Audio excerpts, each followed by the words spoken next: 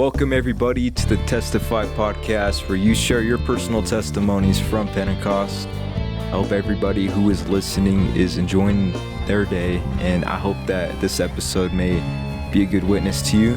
And so just tune in. We got a special guest today. We got Brother Angel Tapia. Welcome. How's it going? It's going pretty good, man. So thanks for coming and sharing on this episode. But just start it off, what would you like to share about your beginning with God? So my beginning with God happened when I was little. Mm-hmm. As far as I can remember, I was always in like the apostolic church, even though my family was Catholic. The majority of them are still Catholic. Mm-hmm. And I grew up in the apostolic church. But when I came over from Mexico here, there was no apostolic church in Rock Springs at the time. So we were jumping kind of from Trinitarian church to Trinitarian church. And that spanned maybe like 10 years of my life, a little less than that. And it wasn't until like I was 13, 14 when I realized why we were moving so much is because my dad and my mom believed in the oneness of God. So when they tried to preach that, the congregation didn't like it. Yeah. So they kind of was like, you got to go. And so I've always been like in the church since I was little, doing like Sunday school and just kind of all over. You know, I didn't grow out of it, or I wasn't the type of person or in the family that went to church every other Sunday. You know, we were really in the church. My dad was a musician. You know, my mom helped out here and there. She was a treasurer when the new apostolic church came to be here. And so, like I said, we were very much involved, and I kind of got into music pretty young. Yeah. But I didn't know that I was going to be where I am today. So yeah, that makes sense.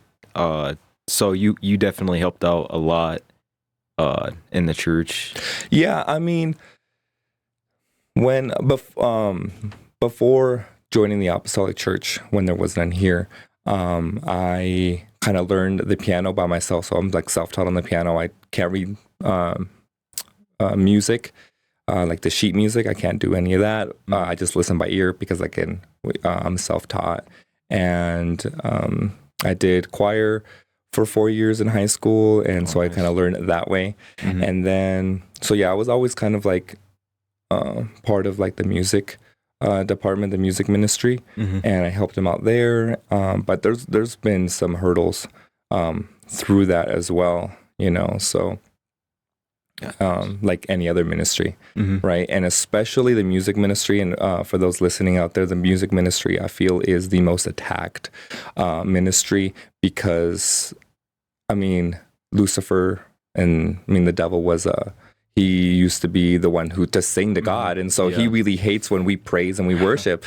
And so when you have like the talent and you want to give it all to God, he's going to come after you, you know, with everything he's got. So, and I can't, you know, I've definitely shared my problems and stuff like that through the music ministry, but it can also be very liberating experience as well. So yeah, dude, that's awesome. So, man, you grew up in the church and desiring to be used, and that's awesome.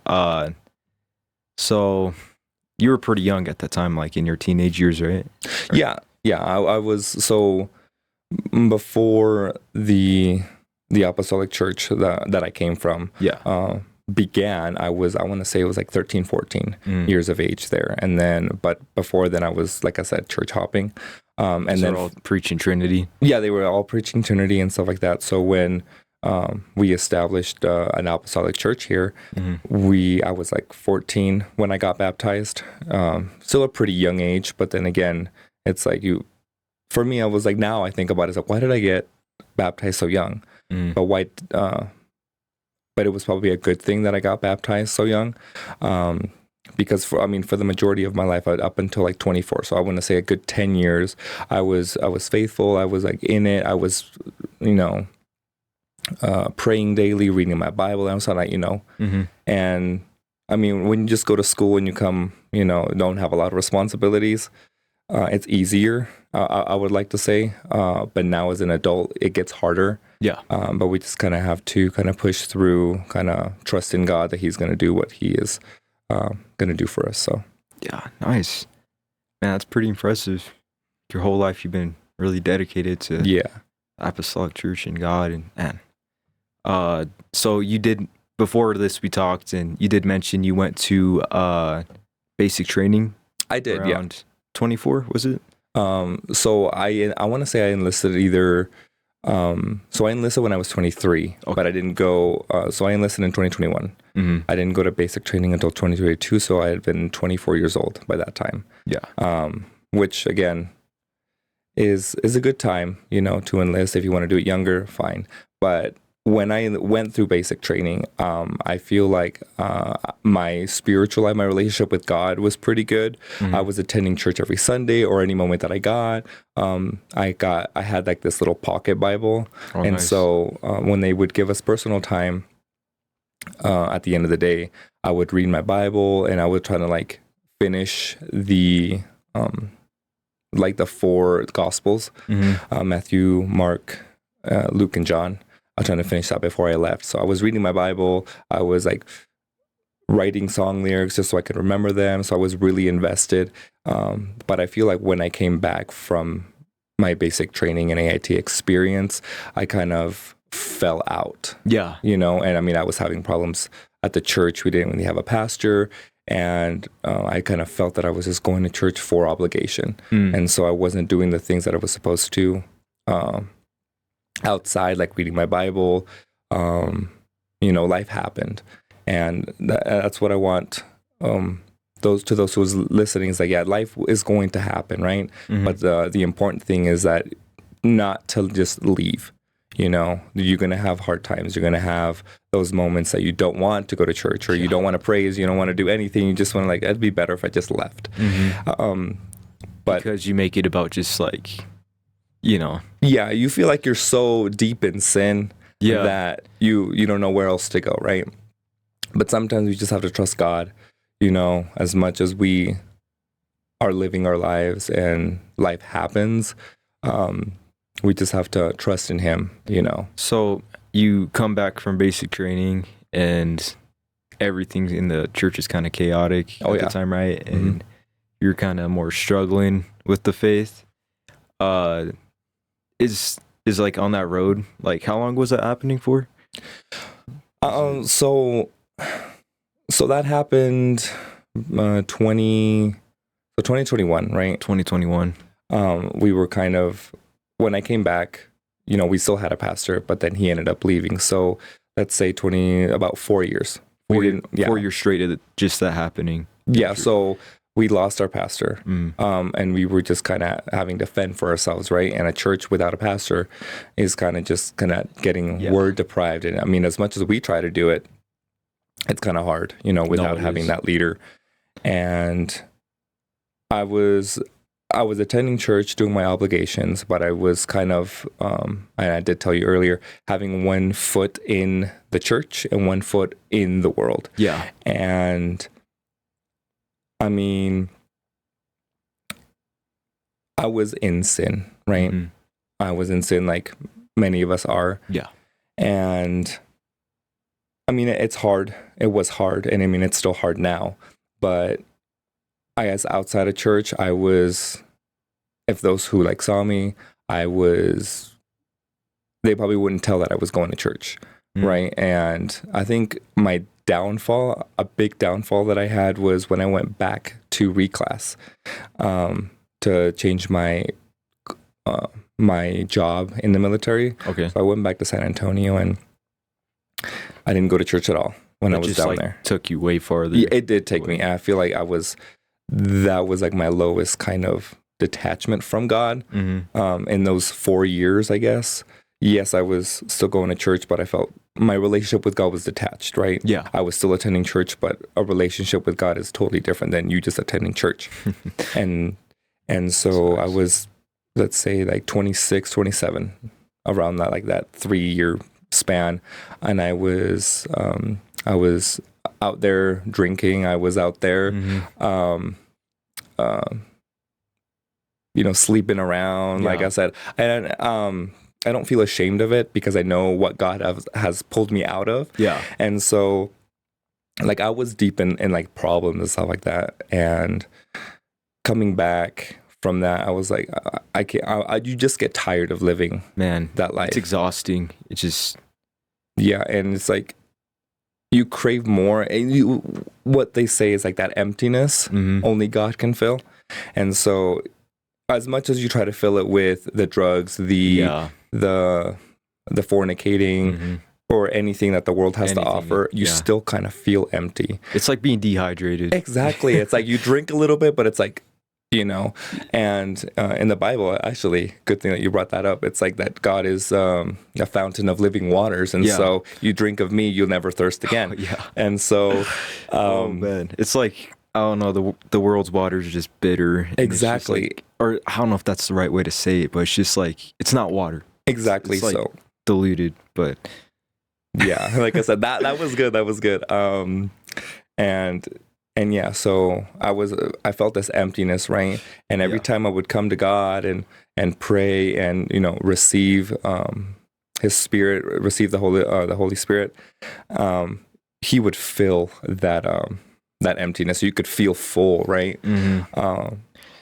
But the reason why it's like, I think Pastor preached about it today. It's where you come full, and then you like leave, and you don't have it, right? You're not prayed through. You get a call, you're not prayed through. Yeah. And so we just have to be like that daily, right? Try to seek His Spirit, His presence, daily, and because sin will like start tearing it, away, and then that's why sometimes we don't feel like coming to church because all week we've been and like all week we've been sinning and stuff like that. Yeah, we go back to God, and it's like and He renews us.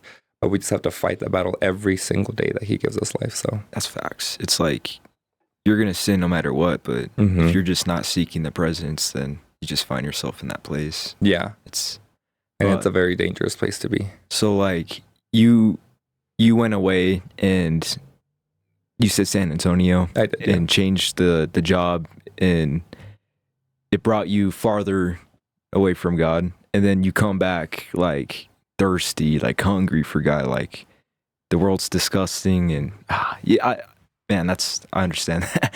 Like, trust me. But was when you came back around that time and that desire was there, was that when you started coming to this church? So that happened about 2023 into 2024, right?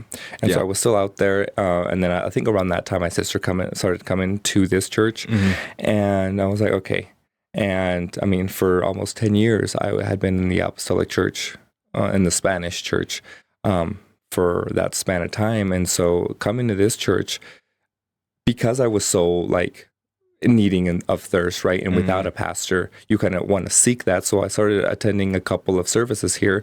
And when Pastor was preaching, he was preaching what God had given to him. And I started feeling the conviction of everything that I've been doing has been wrong, even though I am attending church, but my life outside of church is, wrong.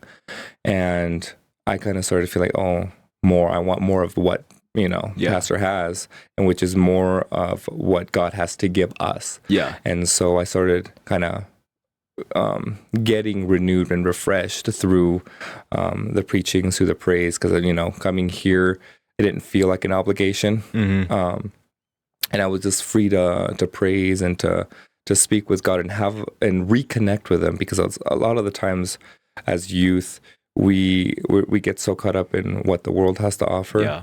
And so it kind of, chips away at us.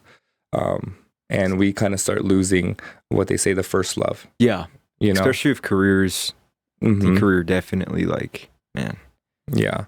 And so I was just telling God, take me back to that first love. Yeah. Because when like I said, when we started the Apostolic Church here in Rock Springs, they preached what the pastor had to preach, and I was bawling, right? Because I felt his presence and I wanted more of that. And I was so in church when I was just starting out at 14, 15 years old, and I was in church.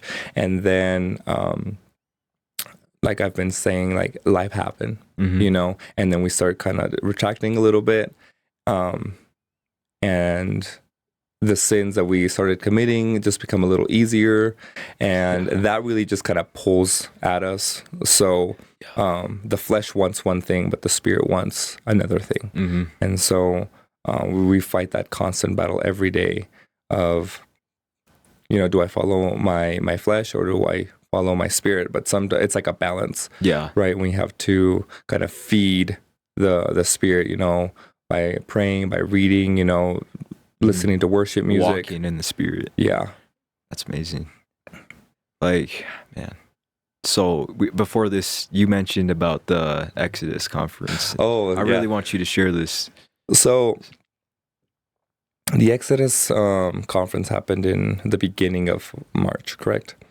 And I had officially moved over to this church, but I think it was February. Yeah.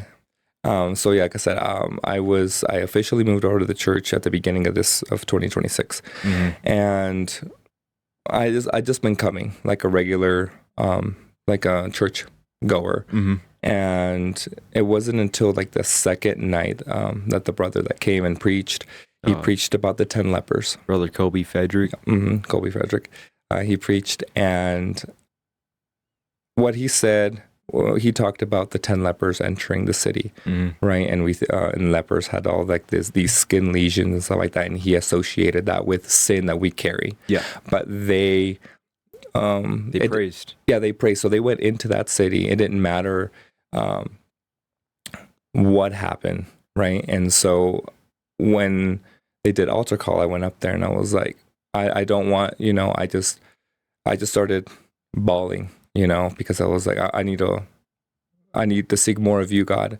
And then he came up to me and gave me a word saying that don't let your sin keep you from praising.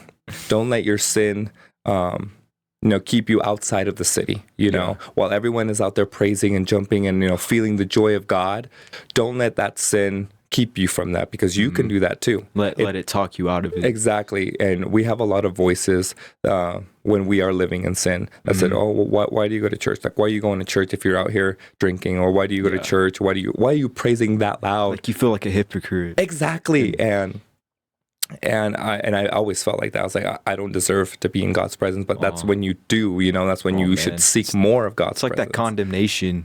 It's crazy. And I feel like when we are in those moments in our lives where we think that sin is like just, or like the voice is saying that we shouldn't seek God because he hates, he doesn't love us, and we keep telling ourselves that, and it just keeps us from worshiping, and that's when we should worship more, you know, and let God take care of the rest, right? If we seek more of Him and want to be more like Him, He's just gonna fix the problems that we're dealing with. So man, hunger and you shall be filled. Oh yeah, and I really took that message to heart in the Exodus meeting. Did you say he specifically came up to you and told you that? Yeah, he did. So that's awesome. Yeah.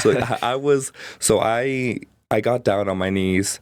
But sometimes when we pray, like we just get on our knees and that's it, right? No, but I was fervent. Yeah, my forehead was to the ground. Yeah, and I was bawling. I was like, you know,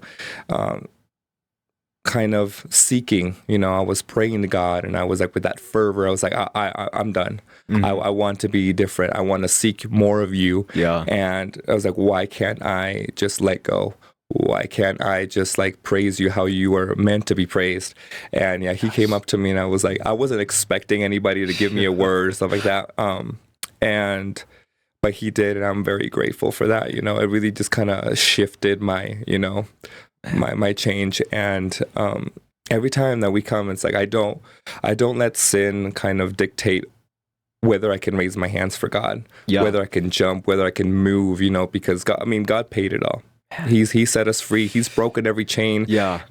And the chains that we do have are the ones that we mentally put on ourselves, right? Yeah. Because we're not bound anymore. You know, once you've been so baptized in Jesus' name, we it's washed away. yeah, like I said, it's washed away. We just have to give it all to him, and he'll just take care of the rest. So Pastor would always say, like, if you're bound, you'll keep your hands down. right. It's like, man, like keeping your hands up is like a sign of surrender. Yeah, and you just mentioned that a lot. all your problems, give it up to him, right? Oh, yeah. He'll take your problems and he will bestow the blessings that he has for you. But we just have to let go. Beauty for ashes. Yeah, exactly. Yeah. Man, that's good. Also, you mentioned this before too. We just put the new pastor just let us know about the new leadership. And you said something specifically, like you didn't even tell him anything, right? Yeah. So he, I feel like he might have known. Yeah. That I was like a little bit into the music. But coming from the apostolic church that I was in, I had a lot of duties over there. I was treasurer. I was song lead. I played the piano, like I said, a lot of obligations there. And so when I switched over, I was like, finally, I just get to relax. I just get to kind of work on my relationship with God. And when Pastor kind of announced that he wanted me to be the music director, I wasn't expecting it. Honestly, I was just wanted to like help out here and there, not have more obligations. And a story came to mind when God was like, I need you to go do this. And Jonah was like, no, I'm going to turn the other way and leave, right? And then God sent a fish, right? And he's like, I need you to do this. And you're going to do it whether you want to or not. Yeah. And so when I left, I was like, all those obligations are done. I could just, help out here and there. And then back to the music. He said, I want you to be the music director. God is telling me that he wants to put you there. And I was like, as much as one tries to run from the purpose that God has, he will always put you back to that purpose. If that's your purpose, that is your purpose. Yeah. And that kind of was a confirmation for me where it's like, as much, as I want to run from my obligation or even like in the music ministry, God will always find a way to pull me back in. And so it's awesome to have anointed man of God that just really seeks God's face. And you just, man, that's cool. I like when you told me that, I was like, wow, it's just amazing. Like he put you in charge of that. And man, like I said, and I had only been here just a couple months, like what, 2.5 months? Yeah. And I wasn't expecting that. But, I'm not going to go against a servant of God's word because, if God gave him that word, it's like if I was going against God himself. Yeah, literally. And so I'm really grateful to have this opportunity and to feel like God has not given up on me and he hasn't given up on my purpose, and so I just have to trust him and just give it all to him. So, man, that's all good, man.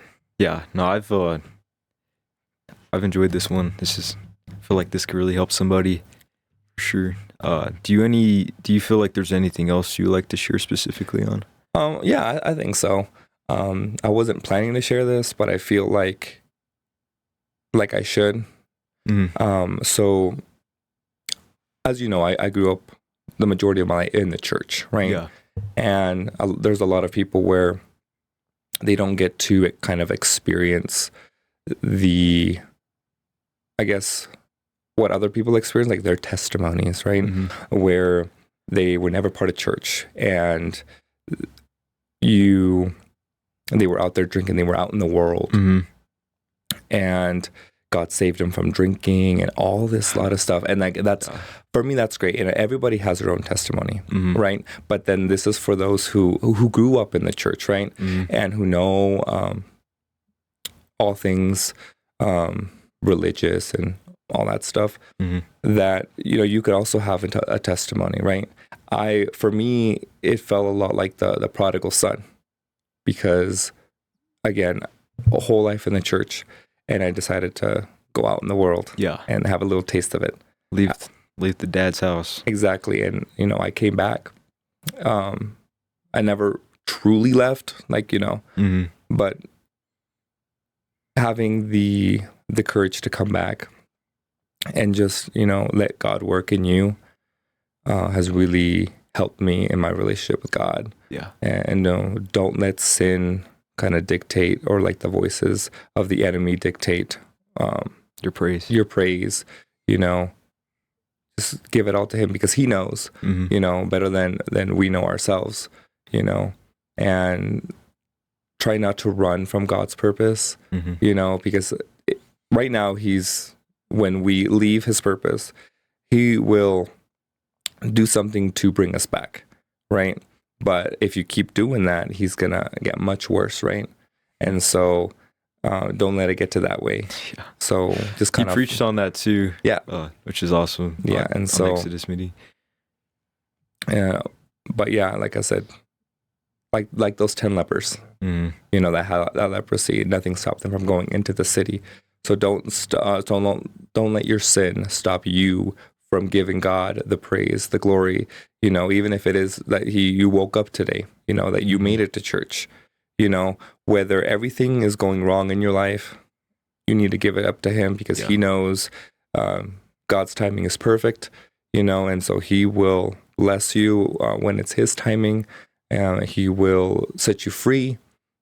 He will, take you out of whatever sin that you're going through, or any problem that you're going through. You just seek his face. Yeah, you have to seek his presence. Yeah. And I feel like that will and strengthen your relationship with God. So that's facts. No, that's good. Man. Well, man, thank you for coming on. Man, we don't have any cups, and I just realized that. No, you're good. We need to get more cups. But definitely when we get a next order, you're going to get a nice Testify cup. Well, thank you. Thank you for having me. So. Yes, sir. Yeah. But yeah, man, that was awesome. Thank you for everything you shared. And I'm excited to post this. Hopefully anyone listening, I hope this helps you. And I hope Brother Angel is a witness what God could do for you, because he did it for him.